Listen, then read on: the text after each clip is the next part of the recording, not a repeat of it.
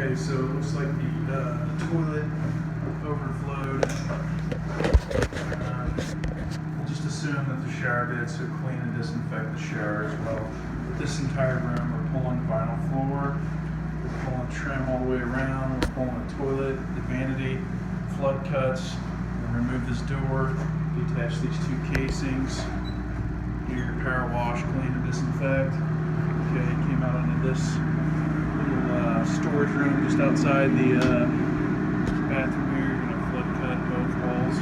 This room, short wall right here as well, short wall right there as well. You're gonna remove these casings. You're gonna remove all this carpet right here, all the carpet. You're gonna flood cut this wall right here. You're gonna remove all the carpet in this whole area right here, and then come about 2 feet into the recreation room here. Power wash and disinfect.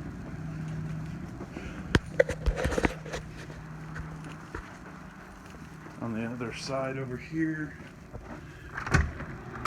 you got a small area that was affected. Back up just on the other side, there's chairs on the other side of that egg door. This drywall, remove it 2 feet up, all the way to the back wall. It's just about 4 feet back. We need to sort through these, take anything that's porous, anything that's non-salvageable, put it in a claim box. Leave it on site. Anything that's cleanable, get it clean, and put it with the rest of the contents. But that's it. If there's anything that's still wet a week from now, you're going to lay it out on plastic and leave it in the drain chamber.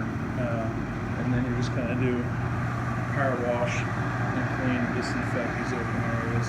This is that needs to be disposed of. These chair legs need to be wiped down. The bottom of this bench right here needs to be cleaned off as well. That's it.